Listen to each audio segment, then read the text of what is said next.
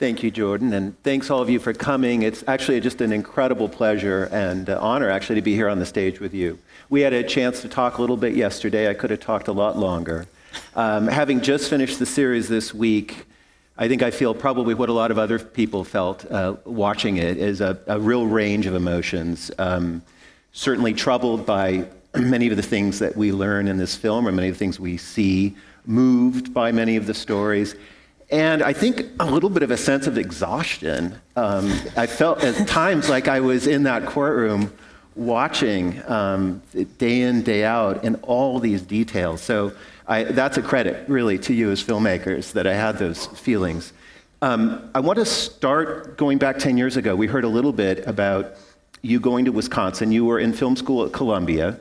You had both moved away from careers. You were, Laura, a practicing attorney. That's right. In securities.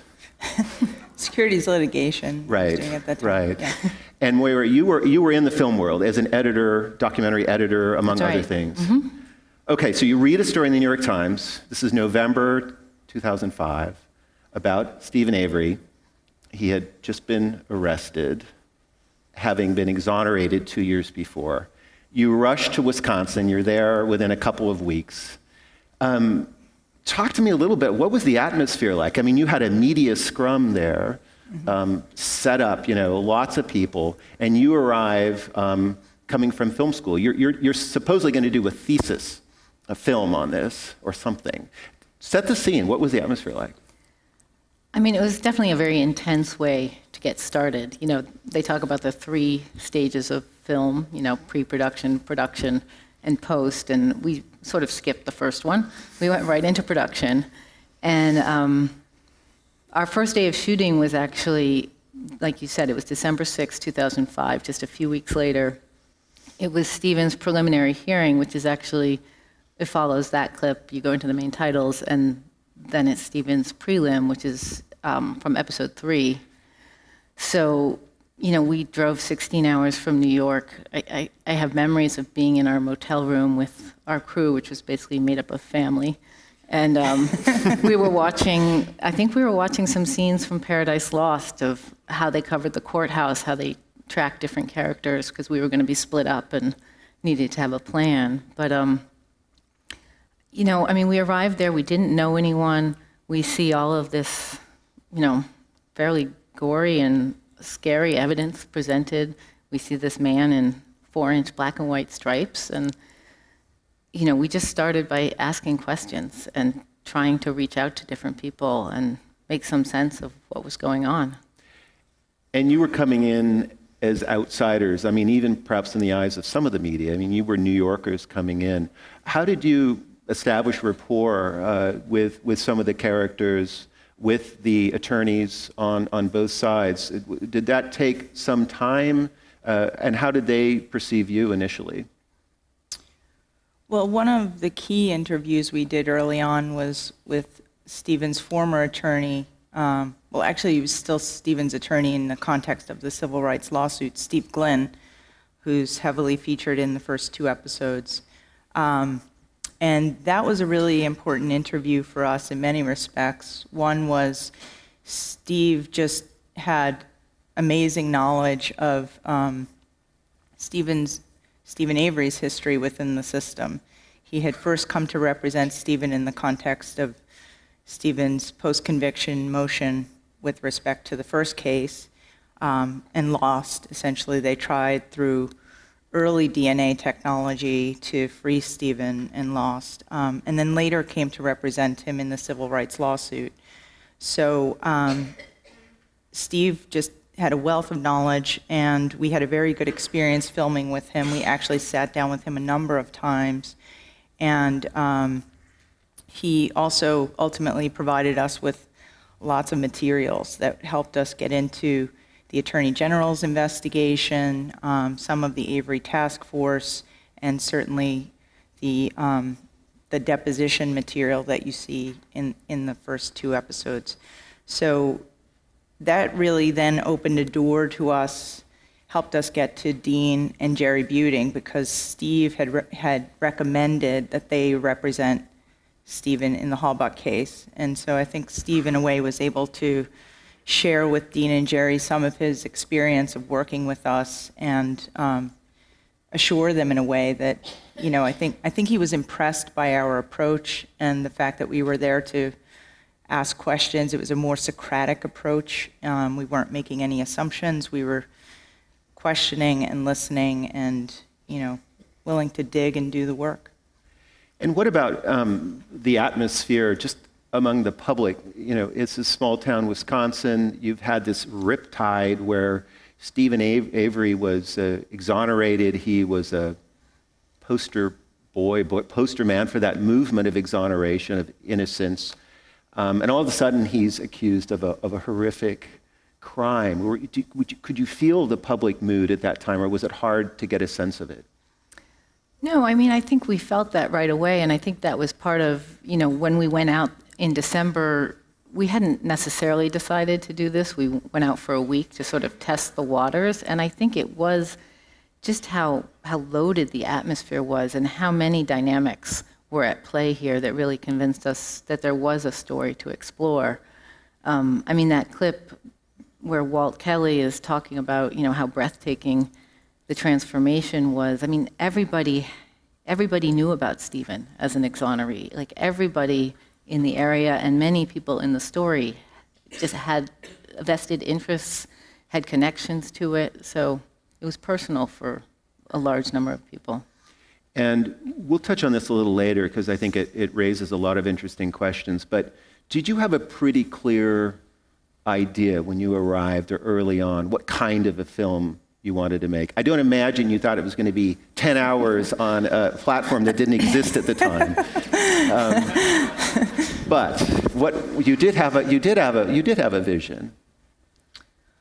Yeah, as I said to you yesterday, I feel like we didn't choose the case, we chose the man and the situation he was in. When we first read about Steven, we recognized him to be this incredible opportunity, really. We thought if we follow this man's story, we will go on an incredible journey with him from one extreme of the criminal justice system to the other. He had been failed by the system in 1985. That was clear to everyone. And the question was, he's been pulled back into the system. We didn't know whether it was his own doing or not. But the fact was he was back in it. And what we wanted to know was, had the system, made any meaningful progress over the intervening 20 years? And would the process be, a fair process this time around, and would it yield reliable results? So that was really what pulled us in. Yeah, and I think, with that as our starting sort of question or our starting premise, I think that dictated a lot of the choices we made. We weren't there to investigate this crime. We were there really to document the process of this conviction. So, when we sat down with subjects, we didn't ask them about the facts of the case. We asked them about their experiences. In our choice of subjects, we asked everybody involved on all sides of it to participate and be sit-down subjects. But when we weren't interested in getting experts that weren't involved in the story. We wanted to talk to people with their firsthand experiences. And did that help you establish rapport with the Avery family, with the parents, in that you were not coming in, and we see this in some of the footage, that the evening news reporters just rushing to get one cut of short bit of tape. You were playing a longer game. Do you think that, or had a longer-term strategy, did that help you in really establishing rapport with some of these people? I believe so. Moira and I have talked about this. We think the Averys agreed to participate both because of who we were, but also because of who we weren't. Our process was very different than the local media's process.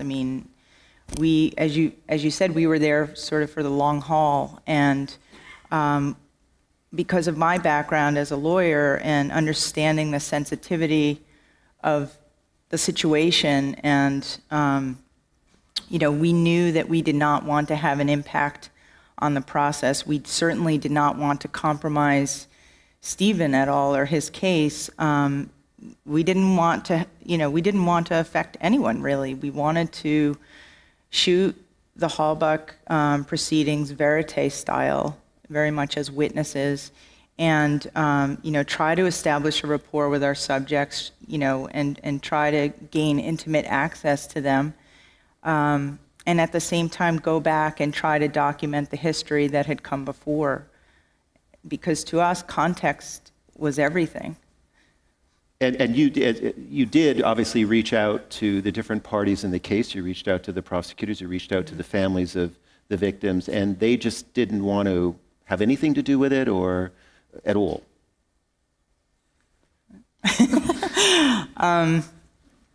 Yeah, I mean, we cast a wide net. We say we sought universal access and got something less than that. We wrote letters to, potential subjects. We wrote to Ken Kratz. We wrote to Penny Bernson, who was the victim in 1985. From the earlier case. We wrote to the Halbachs. We actually waited several months before writing to the Halbachs, just out of respect for the family. And we sat down for coffee with Mike Halbach. And he told us at that point that they were not interested in participating. And that conversation was sort of disappointing, but very sobering in a way. I mean, we had empathy for the Halbachs. We thought they were in, the worst of circumstances. I mean, this was they not only lost a daughter and a sister, but to have it unfolding in a high-profile, very charged atmosphere was, made it much worse. And, the narrative that emerged about how this woman died and what happened to her body was just horrific.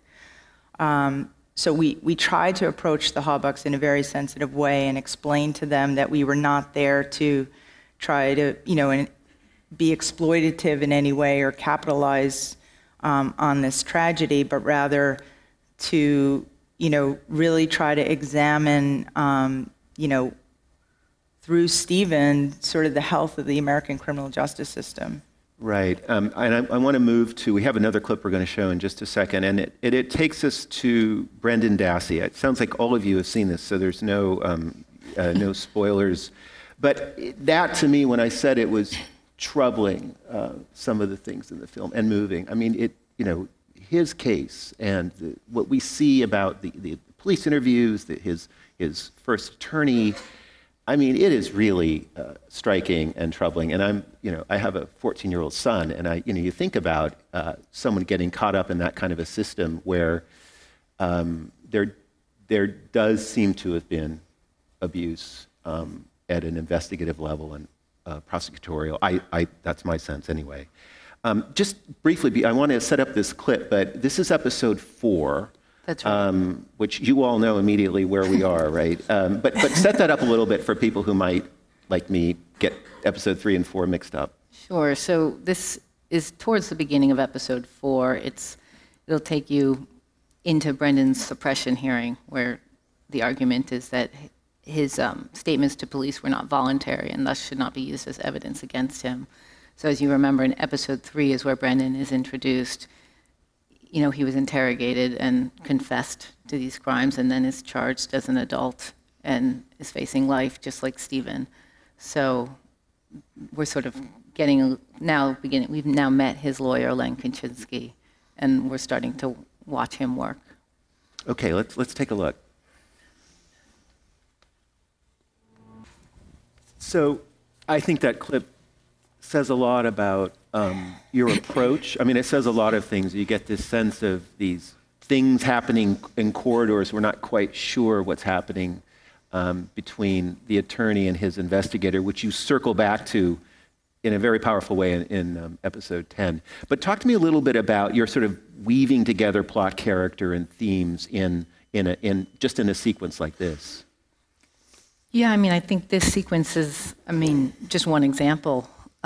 We tried to do that throughout the whole series, but, in so many ways we really had, we structured this as a character-driven story. We have these intimate moments with characters. We're engaged with their wants, their obstacles, very much narrative filmmaking. dramatic terms. But then we've got this incredible plot. I mean, if you wrote this script and tried to sell it, people would say nobody would ever believe that. These plot twists and constantly escalating stakes. So we had this plot engine going on throughout the whole series. But then also, there are themes that the benefit of doing something in long form is you have the time to unpack things and really let things play out and let the themes emerge without having to always be pedantic and say what they are. And have time to let these things loop back. I mean, I know by episode 10, we are at this subsequent hearing for Brendan, but the way we come back to that whole thing with Kaczynski and his investigator. By the way, why does he smile so much at the strangest times? Is it a tic? I mean, it's very strange. Yeah, we shot with Lynn 3 times, and he smiles. I don't. Nothing wrong with smiling. When you're talking right. about the possible life sentence for your client, it just seems like a strange time to. Yeah, it seems inappropriate to say the least. Yeah.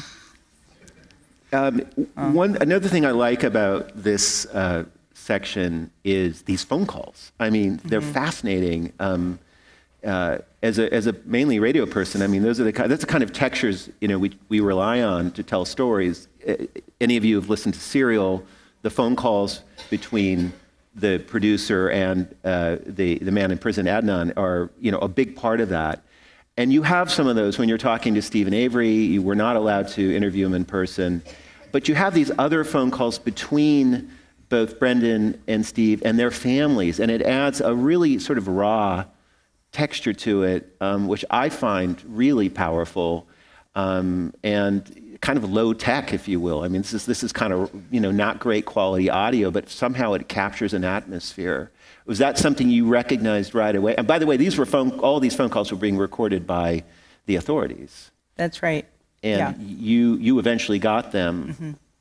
Mm-hmm. So was that something you thought of initially right away, or did that come later in the filmmaking process?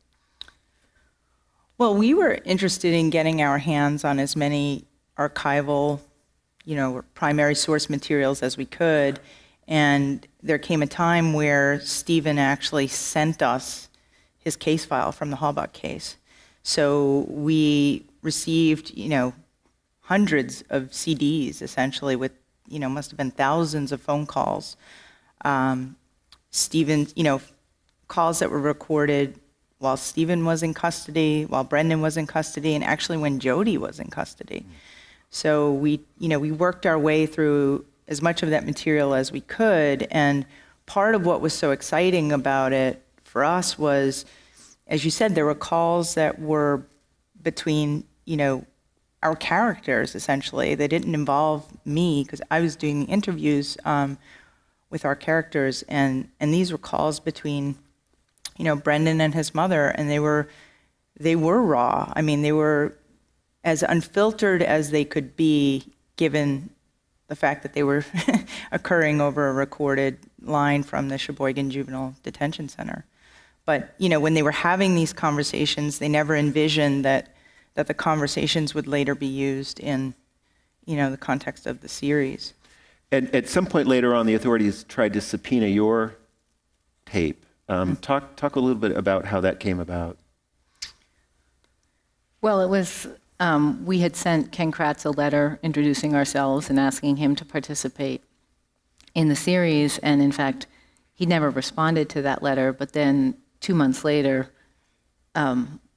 Laura started getting calls from Mark Wiegert, one of the investigators in the case, asking, I need to know where you are so I can serve you with the subpoena. What point, when was that? What? That was in the fall of 2006, so it was after Brendan was arrested, several months after, and it's interesting because at one point it looked like Steven might be going to trial in the fall of 2006, and I remember there was a pretrial hearing where Dean Strang was arguing to the judge that the trial date should be pushed back because he had concern there was actually a push to bring back the death penalty in Wisconsin, and the state Senate president at that time, Alan Lassay, was a sponsor of the bill, and he wanted to bring it back, and actually he was a longtime proponent of the death penalty, but he was essentially using the Halbach case as an argument to bring back the death penalty in Wisconsin. So Steven had gone from, being the poster boy for wrongful convictions to the poster boy for the death penalty in Wisconsin. And Dean, made an eloquent argument, as he tended to do, and said, look, people who are deciding this man's fate, the jurors, should not be taking a break from his trial one day to go and vote on the death penalty. That's sort of, there's a push to bring it back in his name. And ultimately, the trial was pushed back to February of '07. But the subpoena, we had to hire an attorney. We filed a motion to quash. We argued that it was a fishing expedition on the part of the state. In fact, they were asking for material they themselves already had. Like these telephone conversations? Yeah. That they had recorded? Absolutely. I mean, we could have asked them for copies.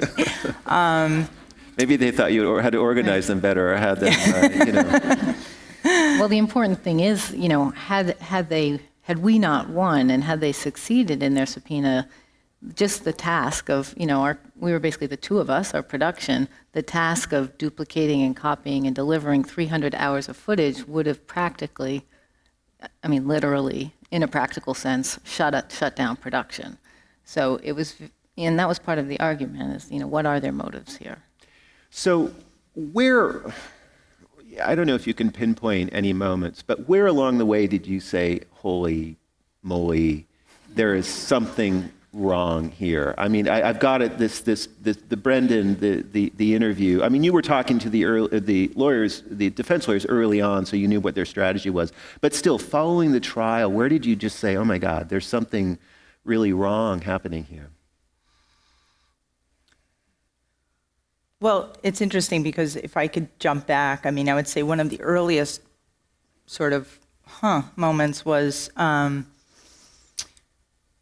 it was very early in the Halbach case. We had gotten copies of the deposition transcripts from Steven's federal civil rights lawsuit, and I was reading through those, and I realized that two of the witnesses in that case were Sergeant Andrew Colburn and Lieutenant James Lank, and we had, as Moira said, started filming the day of Steven's preliminary hearing in the Halbach case, and I realized that their names had come up in that case, and I thought to myself, well, those are, they were involved in the finding of this key. So, and that was... The key found in the trailer of her car, right? Right. That magically appeared, or certainly had not been seen in previous searches, and then just turns up, right? Right. I think Jerry liked to refer to it as the magic key. The magic key. There's the magic bullet and the magic key. But, that really raised a red flag for us because there had been a lot of talk in law enforcement and sort of, amplified through the media that there was no overlap in the two cases, that the 1985 case was, a case of mistaken identity, a case that didn't involve DNA technology, and it was sort of, it was a mistake, and there was no overlap in personnel, that they were just separate issues. And then when I realized that, there was this type of overlap, I was wondering what's going on here. And we see, of course, the involvement of those authorities in this investigation, even though they were not supposed to be involved. I mean, you bring that up on a number of occasions. I want to ask you about. So now we're talking. This is 2006 here, 2007, right? The film comes out at the end of 2015. A lot of time passes, and a lot of things are happening. But the first thing I want to ask you is, what was it like sitting on this story for so long and this material with, you feeling a sense of urgency, both with the cases, obviously they're continuing, but just these broader issues of the criminal justice system. I'm sure part of you wanted to get this out earlier, but what was that like? Just kind of knowing you had this material and waiting so long to get it, on television and out there. Well, I mean, certainly, ideally, we could have finished this in less than 10 years. I mean, a lot of that was a product of the fact that this was a self-financed project for 9 of those 10 years, and, you know, trying to hold down day jobs and push the project forward, complete enough of it so that we could, you know, bring it to Netflix and show them really what it could be. So just by its nature, that took longer than in an ideal world. But, I mean, there was an urgency, but, you know, most of the urgency was about making sure we did this right. You know, we were documenting a story about the potential lack of progress in our system, the potential fact of not learning from history and repeating our mistakes. And there had been, you know, a lot of talk, a lot of films about the criminal justice system. And this was such a unique opportunity that we wanted to make the most of it. And it you know, these problems weren't new. It wasn't so about a certain moment. It was about making sure we got this out to the world. So talk about approaching Netflix. I'm sure you didn't come in saying, we have a 10-hour documentary from a small town in Wisconsin. You probably had a slightly different pitch. I mean, I know you had it much further along, but talk about that. I mean, as we said earlier, this was a platform that didn't exist in 2005. Now it does, and it's taking off in many ways with different companies. But what was the initial approach, and how did that come about? Well, we had a meeting with Netflix. We had first submitted to them rough cuts of the first 3 episodes and sort of what we were calling sketches of 4 and 5. Those weren't as far along. We'd also written a comprehensive outline. It was 20 pages long. At that point, we were envisioning structuring the story as an 8-part series. And we had a wonderful first meeting with them. And the executive we were dealing with, Lisa Nishimura, said at the end of the meeting that they wanted to, you know, submit a proposal to us. So we were really excited. And, you know, we thought it would be the perfect home for the series because, you know, this was before actually Netflix was even doing original documentaries. Right. So just the idea that they were willing to take this on, you know, and support emerging filmmakers we were just so grateful, and we really wanted to show them how great it could be. What was it, do you think, that excited them the most? I mean, in this initial meeting, what do you recall? Was there anything in particular, anything? I mean, you know, in many ways, we thought of this story as Kafkaesque. I mean, it was just sort of like, how do you explain the inexplicable? There was just so much there, and I think they recognized that. I know that Lisa, when she came in, you know, she was interested in Dean and Jerry's investigator, Pete Bates. You know, she was like, tell me about this Pete guy, you know. And, you know, I think that this was also going to be their first narrative documentary, so it would be a first for them. You know, this was going to be a series that, you know, would follow one story over, at that point, 8 episodes, and I think they really wanted to try something new. And you just added 2 more just for the.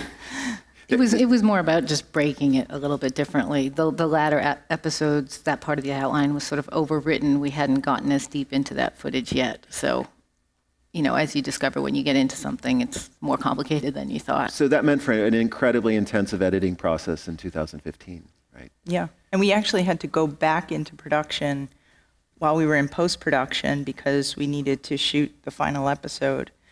Some of the footage in the final episode wasn't shot yet, so.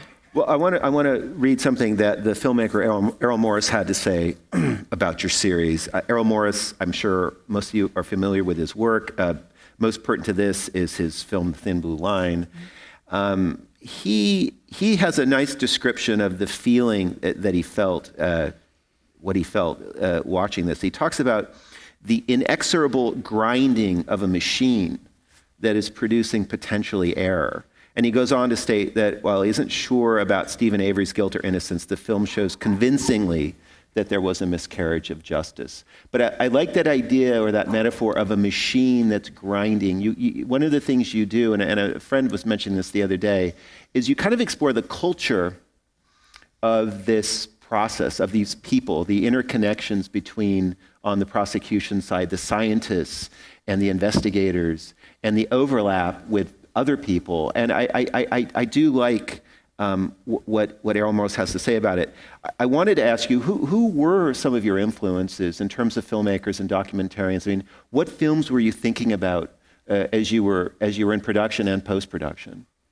Well, I mean, I mentioned before the Paradise Lost trilogy by Bruce Sinofsky and Joe Berlinger, certainly Errol Morris, The Thin Blue Line. And there's also The Staircase, which was an 8-part series, and their incredible access they had, to the process was an inspiration, and also just an inspiration that it demonstrated there was an appetite, an audience appetite for this sort of long-form storytelling. So through those, 9 years before we connected with Netflix, it was great to have a model out there that it had been done before. But then also filmmakers outside of this, subgenre of criminal justice films, films like American Dream by Barbara Koppel, and the way that, she was able to go into these public scenes of intense conflict, like over the picket line, but then in the next scene, be at someone's kitchen table with intimate access to them. And that conflict of the inner world and the outer world, and these are real people going through these things, was an inspiration. Mm. And we talked about this earlier, there has been some criticism, and I think some of it clusters around this idea that you didn't do your own investigation, you didn't hire your own experts, you focused on the defense attorneys and sort of, this is what some people have written, and sort of carried the water for them, and thus kind of created a biased perspective of the case. One person wrote, sort of, I think, channeling the prosecution, wrote that this was less investigative journalism and more highbrow vigilante justice. We touched on this earlier in terms of how you set out to do what you did. I want to just get a little comment on that. Well, yes. I mean, our series spans 30 years, the time plot, and it was again an exploration of the American criminal justice system at work. And as I said earlier, we did not choose the case. This was not a story about did Steven Avery and Brendan Dassey kill Teresa Halbach? That wasn't what we set out to do. We wanted to explore what had gone wrong in 1985, understand how the system had opportunity after opportunity over the course of 18 years to set itself right and failed to do so. And we also wanted to know how society responds, or the system responds, when injustice is exposed. Steven was exonerated in 2003. The system had an opportunity then to set it right. And, in the context of the Attorney General's investigation, there was an opportunity to hold the people in power accountable. And certainly in the civil rights lawsuit, there was that opportunity. And then, that all got disrupted or, didn't pan out as Steven and his family would have liked and his advocates would have liked. And, he wound up being an accused back in the system. So, with respect to the Halbach case, we wanted to document the experience of an accused in America. And, from the point of view of the accused, his supporters, and his advocates, we never felt we were taking on an investigation into the murder case. I mean, we knew enough that we couldn't do that. I mean, that's the responsibility of law enforcement. That's why we hire and pay law enforcement and elect officials like sheriffs and prosecutors and judges. That's their job. So there are documentarians who choose to do those types of things.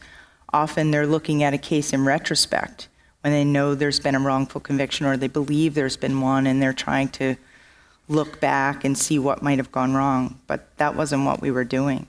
So this was, you know, touted as the largest criminal investigation in Wisconsin history, and Moira and Laura did not have the capacity to, you know, go out to the 40-acre salvage yard and look for physical evidence. You know, it wasn't what we were doing. We were there trying to capture the case as it was moving forward and really try to examine what the state was doing and wasn't doing in its effort to convict this man.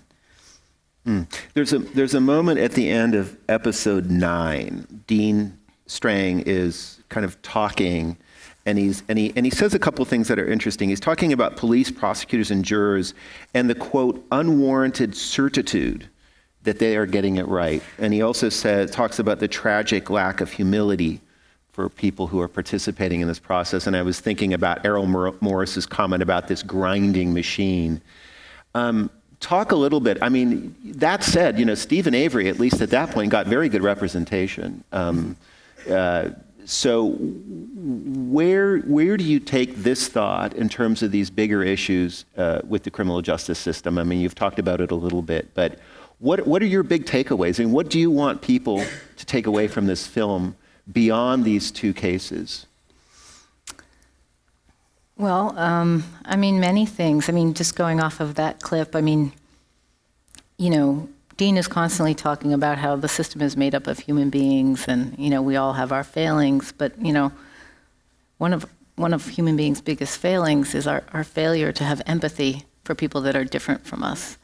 And, you know, we see that in this series over and over again of people dividing themselves and, you know, not really considering other people deserving of the rights they themselves would want. And I think as Laura was describing, you know, we were trying to document the experience of being accused in this country and, you know, challenge viewers to ask them, is this how you would want to be treated? And, or your family member treated? And if not, why are you okay with someone else being treated this way? So certainly that's one thing. And as Laura mentioned as well, you know, you see over and over and over again in this series, really lack of accountability. And the system having an opportunity to correct itself or to hold people accountable for their actions and that not happening. And, you know, why are we okay with that? This is a question you're asked all the time. I've waited until now to ask it. But I do want to talk about your feelings, perceptions of Steven and Brendan's guilt and innocence. We've talked about this. You've been asked many times, but I want to ask again, how do you respond to that when people say, look, did he do it or not? That's what I want to know, really what I want to know. I mean, I couldn't presume to know. I have no idea what happened to Teresa Halbach, and I'm probably as frustrated as anyone else. You know, one of the criticisms in, you know, some article that was written was, you know, we failed to provide some sort of chronology of what happened on October 31st. I mean, that's Ken Kratz's job, you know, and, you know, that was his burden to try to put forth a believable narrative about what happened to this poor woman on October 31st. So, you know, I don't know what happened to her. I don't know whether Steven Avery and or Brendan Dassey was responsible. All I know, or what I actually have an opinion about, is whether the process that led to those two convictions was fair. And in my opinion, there was a miscarriage of justice here, and I think they both deserve a new trial. I mean, I agree with everything Laura said. I mean, I guess I would add, too, I mean, people often do ask us, you know, do you believe Steven is innocent, or did he do it, or didn't he do it? Whereas, you know, what's being decided in the courtroom and what the jury is tasked with is the question of, was was it proven beyond a reasonable doubt? So that means all of the answers of he didn't do it, he might have done it, I'm pretty sure he did it. All of those answers would be a not guilty verdict. The only answer that would be a guilty verdict is it was proven to me beyond a reasonable doubt, and it certainly wasn't proven to me to that level. And could I just say one thing, Michael? I mean, what I just said and the opinion I just gave, I say that with all due respect to the Halbach family, because I can imagine, if they hear this or it's reported that I've said that or we've said that it could be very hurtful. And I take that seriously. But I do believe that if there was a miscarriage of justice here, that bringing that to the world's attention is important and can be done out of respect for Teresa Halbach. Because we see what happened in 1985. The community believed that law enforcement got the right guy. And in fact, the right guy was out on the street and he continued his reign of terror, attacking women for another 10 years. And we met one of those victims, somebody who never should have been attacked because Gregory Allen should have been in prison and he wasn't. And, so the question remains, if Steven Avery and Brendan Dassey did not kill Teresa Halbach, then that means the person who did is still out on the street. You just got back in the last few days from a trip to Europe. I learned today that this series is available in 180 countries now, is that right? In multiple languages, in subtitles. I'm curious, so you were in Denmark, France, England, the UK? Sweden, not Denmark. Sweden, yeah. Okay. Were the responses, the reaction you were getting to the film, is it pretty much similar to here, or were people responding any differently there? I mean, I think that's a great question. I mean, certainly a lot of the response was very similar. I mean, I think that speaks to the fact that, what this series portrays and tackles are things that people all over the world are struggling with and encountering. But there are slight differences in terms of, what aspects of the story, hits a nerve in one country versus another country. For instance, when we were in London, we were asked quite a bit about the pretrial media coverage and the pretrial press conferences and told, if that happened here, the case would be thrown out. We don't have those press conferences. So to them, that was, very stark and very troubling and stood out. And of course, we want to know what's next. There's been rumors of a return to Wisconsin for a next series. And whether or not you're going to confirm that, would it be possible to go back there and to do something more about these cases with the same approach you used before? Would that even be possible? Or what are the challenges you would face? We certainly would face different challenges, I think, because when we were there originally, we were there sort of as just, I don't know, like, I guess we were graduate film students and we just, we were working in cooperation with the local media, and depending on the cooperation of the local institutions, like we would file open records requests with the sheriff's department. I would go to the clerk's office on a regular basis and pull case files. And I was actually very friendly with the women in the clerk's office who were very helpful to me. I think, though, we've left many people in Manitowoc feeling like we've, done them wrong in some way by airing this. I mean, in a way, it's like airing someone's dirty laundry, and there have been, the public has responded to Manitowoc in a way that we didn't really anticipate and certainly can't control. But, so I think that, there probably would be lots of hostility towards us now that there hadn't been before, or at least that wasn't really obvious to us. So there's that. And in a way, I don't know. I mean, I do wonder in a practical way, like, would we have to have concerns about our own personal safety if we were to go back out there? And really? Yes. I mean, let's face it, you know, Ken Peterson, he was the sheriff at the time when Steven was first arrested. He gave an interview to the local media, and when he was asked, you know, how he responded to the Avery's accusation that law enforcement might have framed him, he said, you know, it would be easier to kill him, you know, than to frame him. So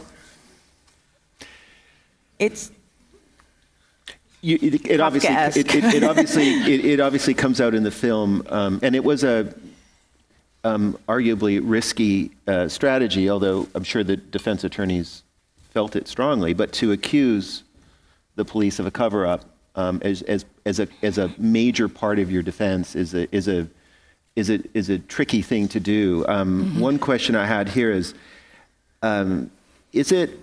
does one have to accept the allegations that police planted evidence in the case? Do you have to accept that to argue that Steven Avery has a right to a new trial?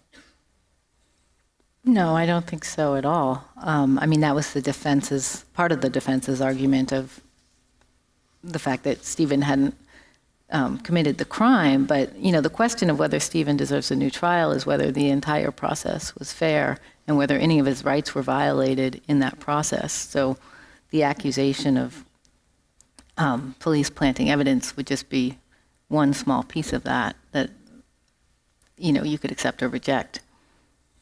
I want to get some of your questions from the audience. Got a thick stack of them. It's great. Not surprising. What actions from the viewers or changes in the criminal justice system do you hope come from your efforts to document this case? Well, first, in other words, what can people do? Sure. I mean, well, I'd just like to say, I mean, Moira and I are so great, and I'm sure Netflix is very grateful that, you know, everyone is watching the series and engaging with it. I mean, we've been trying to think about things people can do because people have been asking us, and, you know, there wasn't a so-called call to action at the end of the series that sometimes there are in documentaries. But, you know, one thing we were thinking people could do is try to identify organizations that, you know, are doing the type of work people would like to see more of, and contact them, perhaps get involved with them, or even just, you know, go to their website and see whether, you know, they're proposing the types of changes they'd like to see in the system. Certainly the Innocence Project comes up in this film. Right, I mean, the Center for Wrongful Convictions, if you go to their website, you know, they represent Brendan Dassey, and they have a list of recommendations for, you know, steps, very practical, very easy to implement steps that can be taken and adopted as policy of how minors are questioned that would reduce the risks of false confessions by minors. So, you know, getting the populace support for measures like that would be great. Well, and there is a lot going on. I mean, this film has come out at a time when there's a huge conversation going on in this country in a lot of different areas of the criminal justice system. In this state, in California, you have men and women getting out of prison who were sentenced, who were prosecuted as adults, who were juveniles, and they're being offered a chance for quicker parole. We have 3 strikers who were convicted under the previous 3 strikes laws who are getting out. President Obama has been talking about this a lot, and there has been to some degree an alliance between conservatives and liberals, certainly on you know, sentences for drug crimes, for example. So it's interesting that this film has come out, or this series has come out now. Another question, interesting question. You have so much great B-roll. It seems like you were in so many places at once. How many cameras did you actually have rolling at once? Like at the courthouse, we talked about this before. Mm-hmm. And how did you do it with just the 2 of you? Well, it wasn't always the 2 of us when we were in production. my sister actually lived in Chicago at the time. She had studied photography in undergrad and did much of the additional shooting. Especially around those court dates. You know, the one that we played here, you know, she's upstairs with her $300 camera shooting Lan and O'Kelly, and thank God she was. You brought in the family reinforcements. Yeah. That's right, yeah. So, and then there was a pool setup. Explain the setup. We talked about this yesterday because I asked the same question. You wonder. So in the courthouse and in the press room, how were the cameras set up? Because obviously you weren't the only people there interested in getting this footage. Right. So all of the pretrial court appearances, there was just a single camera at the back of the courtroom, like shooting the witness and the judge. And it would be a rotating person from the local media who would then send the feed down to the parking lot. There would be what's called a mult box, and everybody could plug in. But once Steven's trial came about, that was a much more elaborate system. The trial had been moved to another county where they had a remote control camera set up for the reverse angle. And I mean, there's sort of an interesting story, actually.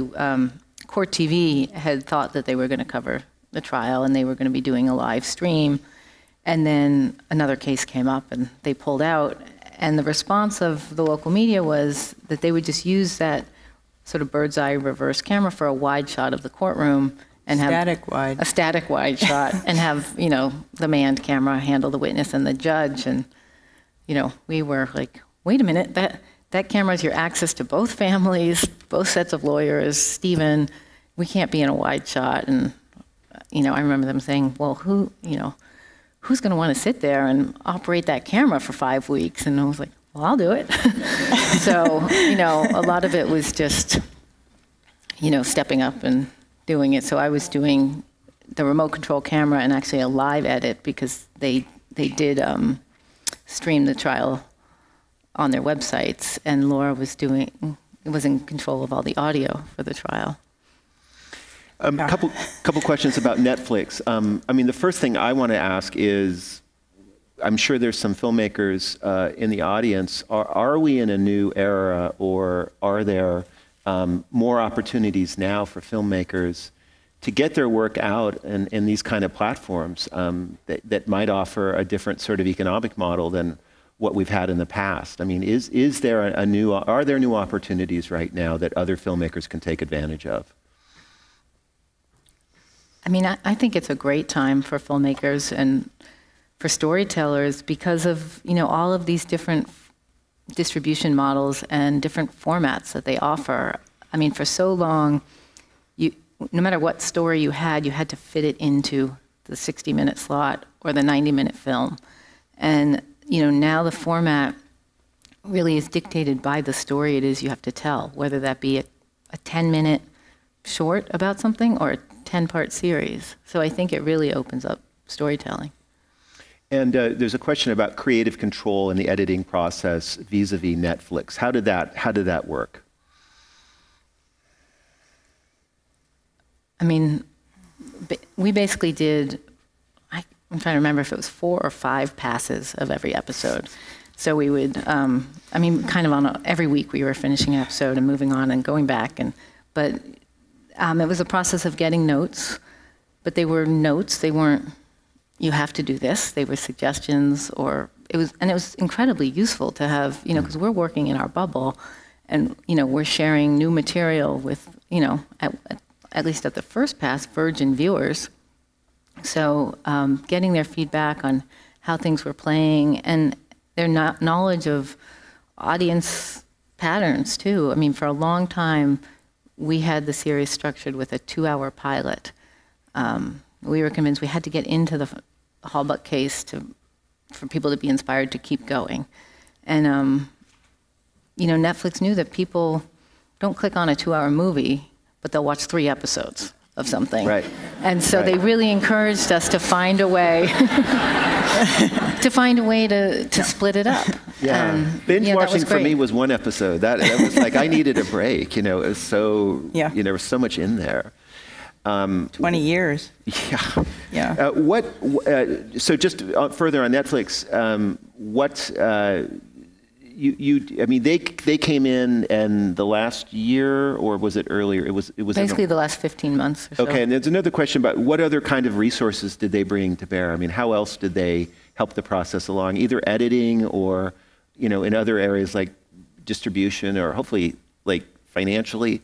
Well, certainly. I mean, having the finances so that we could hire the collaborators, and then, from the collaborators' perspective, knowing it was going to be on Netflix, knowing it was going to reach a wide audience, added to their interest in getting involved. The score, for example. Exactly. Talk about that. Well, you want to? Sure. Yeah, I mean, I would say once Netflix became involved, we were able to hire, the most amazing collaborators, people we only could have dreamed of working with. Gustavo Santaolalla, I mean, he did the score for Brokeback Mountain and Inarritu's films, Babel, and I mean, he's a genius. And we contacted him, and he was interested in doing it, and he said, I've been collaborating with this amazing composer, Kevin Kiner. We do this show on AMC called Hell on Wheels. Take a listen and let us know what you think. And we were like, how soon can we get started? So that was amazing. And we brought in Lisa Dennis, who became our co-executive producer. I remember the first time we pulled up her IMDb page, she'd been recommended to us by one of our lawyers, and we just started laughing because we were like, she's done Gladiator, Titanic, American Beauty, and we're like, come to our cutting rooms and, see what you think. So that was beautiful. And we hired an amazing film editor, Mary Manhart, she specializes in verite documentaries. She worked on this amazing film called Street Fight about Cory Booker and his initial bid to become mayor of Newark, and that was amazing. And she said yes, and we brought on another DP, director of photography, Iris Ng, who's Canadian. She'd worked with Sarah Polley. Yeah, Sarah Polley, sorry, on Stories We Tell, which was a favorite documentary of ours. So it was amazing. And we did go back out.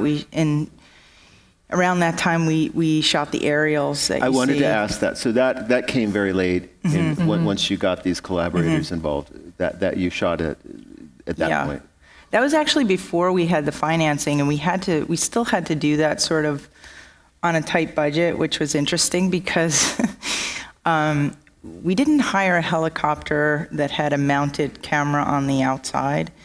When you hire helicopters like that do these elaborate film shoots, you have a lot more flexibility and can get the types of shots you wanted. We actually had to have the helicopter fly sideways. So that we could get, if you wanted the frontal shot, you had to move slowly on the sideways. Yeah, so it was...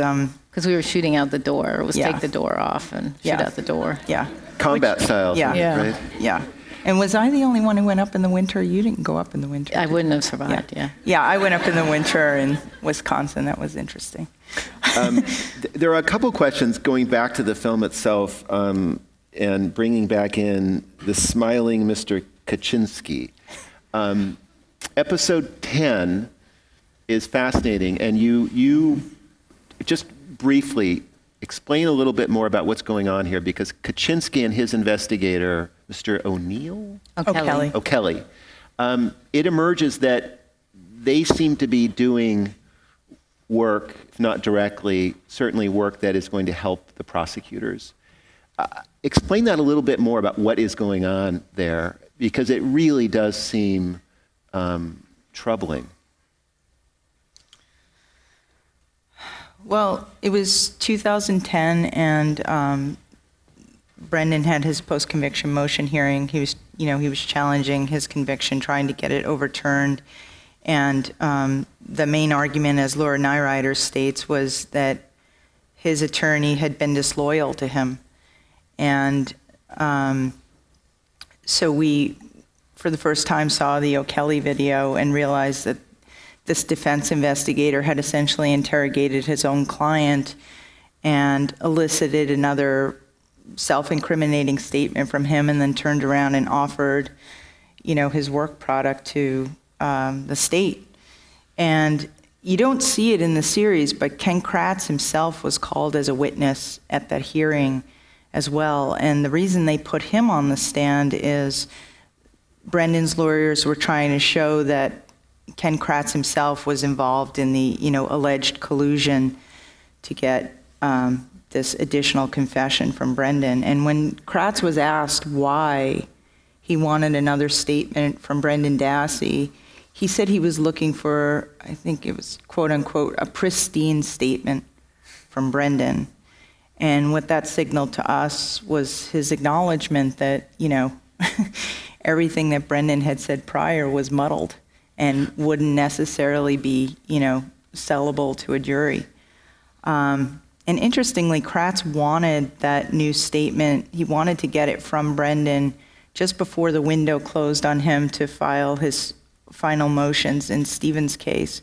So it was very clear that Kratz was using Brendan in order to get to Steven. But anyway, in terms of editing, the discovery of that video was incredible for us, and we were trying to figure out whether we wanted to use it in episode 4 right. when it actually happened, or whether we wanted to save it and reveal it in episode 10. And I felt it was very powerful that you held it off until 10. In fact, it gave 10 a real punch, that you planted the seeds for it and then you held back. Many more questions.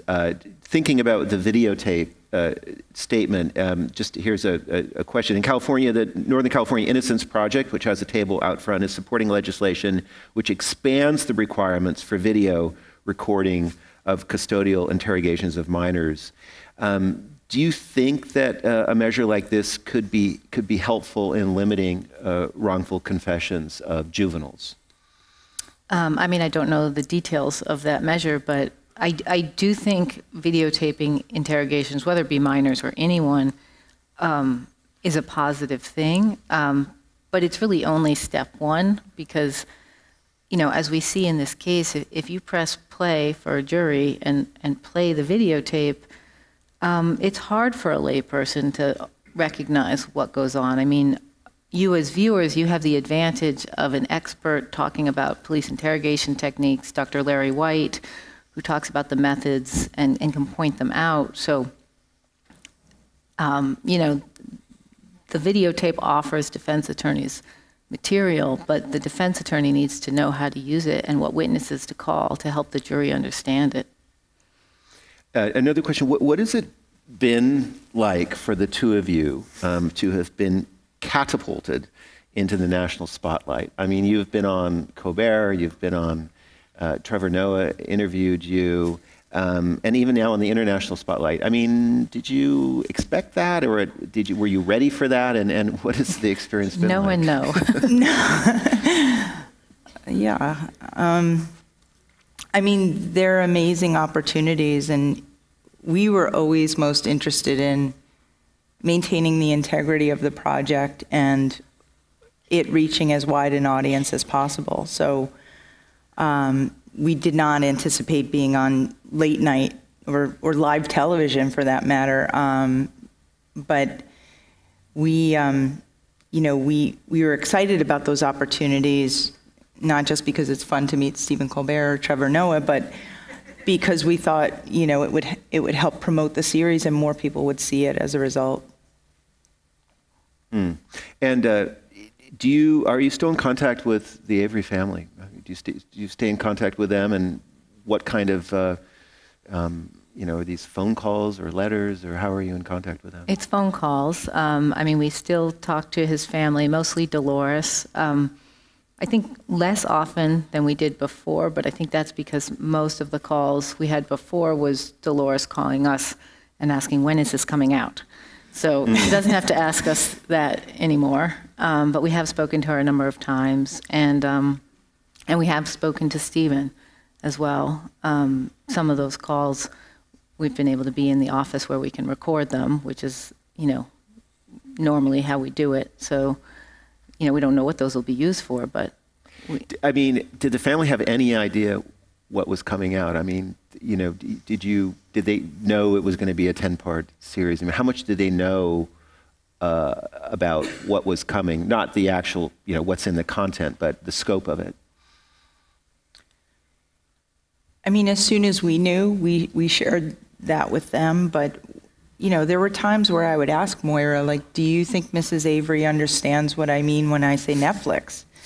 You know, I mean, you know, I just wasn't sure. I knew she had cable television, and, you know, it was really funny because she'd call and she'd be like, did you see what they said on the news, you know, on channel 20 or whatever? And we'd be like, Mrs. Avery, we don't have the same channels as you. Like, no, you know. So I remember at one point she said, you know, talk to Chucky, like, let him know. And so I talked to Chuck and I talked to Barb, and it was like, can you sort of explain to your mother what Netflix is? And if we need to get her set up with Netflix, like, maybe that can happen. You know, we want her to be able to see it somehow. So, but yeah, I mean, we told her this is going to, it's taking a long time, yes, but in the end, it will be a long product. It will be 8 hours, and then ultimately it will be 10 hours. And what did she say, Dolores, to you once she saw the series? Well, you know, honestly, I was concerned a little bit because, you know, we never promised the Averys anything. We didn't pay anyone in connection with the documentary. We certainly never said, you know, if we do this, it will lead to this. Right. But I think that, you know, Mrs. Avery is so resilient and so loyal and so believes in her heart that ultimately the truth will prevail, you know, their truth will prevail, that she thought that we would represent the family accurately. And so to her, that meant when this comes out, the world will hear our story, and it will lead to good things for us. Well, I think on that note, we're going to end this. I just want to thank you, and I do hope there's another series. I will certainly watch it, but this has really been great talking and sharing your insights into all this. So, oh, it's been great for us as well. Yeah, thank you so much. Michael. Thank you, everyone. Thank you.